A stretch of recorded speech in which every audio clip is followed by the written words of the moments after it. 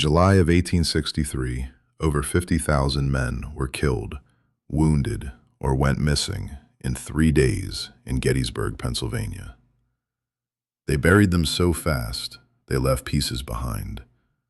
And some say, on certain nights, you can still hear them trying to get back into formation. If you like real haunted battlefield stories, hit like and subscribe.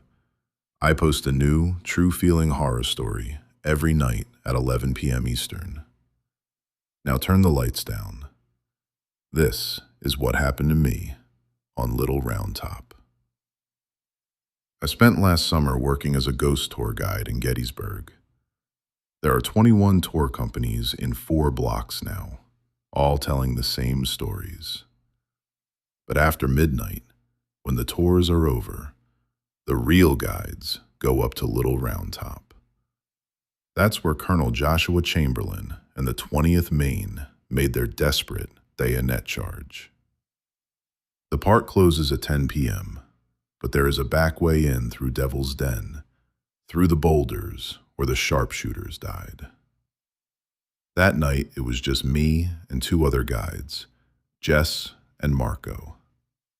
We were sitting on the warm rocks, telling the story every tourist asks about, the Phantom Regiment.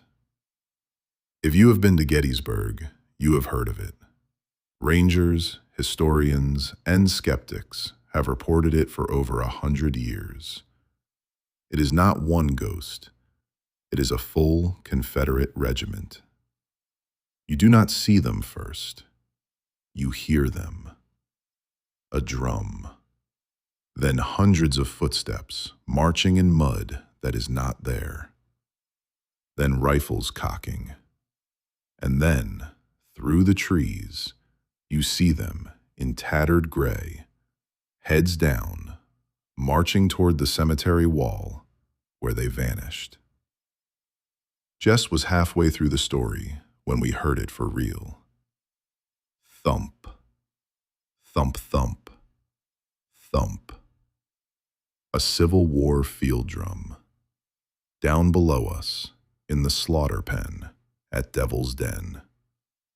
Slow, steady, Confederate cadence. Marco said, "Jess, nice sound effect." Jess went pale. She whispered, "I did not play anything." Then the air changed. July in Gettysburg is sticky and hot, 85 degrees at midnight. This was winter cold. Our breath fogged, and the smell hit us all at once. Gunpowder, blood, sweat, and wet wool. That exact smell is in the letters the soldiers wrote home. Then the marching started. Hundreds of feet, perfectly in sync, squishing through mud, coming up the hill, right at us. We turned on our phone lights and saw nothing, but the sound kept getting closer. Then we saw them. Not solid, like heat waves, but gray. Kepis, rifles on shoulders. Barefoot boys, some with no shoes, uniforms torn to rags. One had no jaw. One had his arms gone, but was still marching. They were walking straight through the boulders. At the front, a big officer on a ghost horse, his chest torn open, blood pouring, pointing his sword right at us, screaming with no sound. Jess screamed, and that is what made them stop. The entire regiment stopped mid-step on that hill where 160 years ago they tried to take this hill and were slaughtered. Hundreds of them, and they all turned at the same time and looked at us. I understood in that second, they were not haunting the battlefield. They were still fighting it. A boy stepped forward, right in front of me. He could not have been 16. His gray coat was caked with old blood. I could see the stars right through his head. He looked me dead in the eyes, and his mouth did not move. But I heard him clear as day, right next to my ear. "Have you seen the 15th? We got separated at the wall. We have to get back to the wall." The 15th Alabama. They were the ones who tried to take Little Round Top and died in piles. Marco grabbed my arm and shouted, "Run!" We scrambled down Little Round Top, falling over the rocks.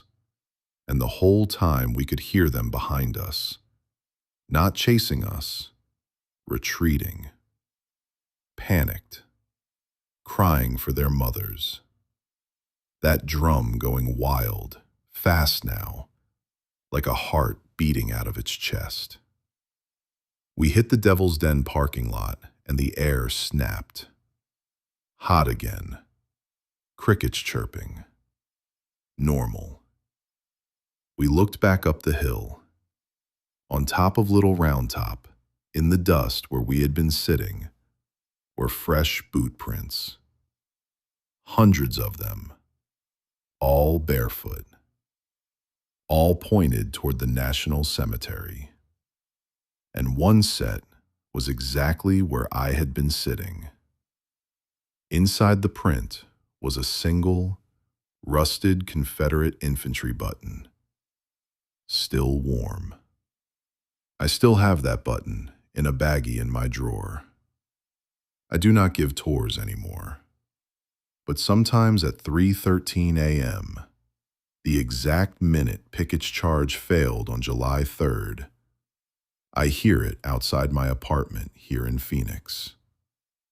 Thump, thump, thump, thump, and soft, barefoot steps, stopping right outside my bedroom door, waiting for me to tell them where the 15th is.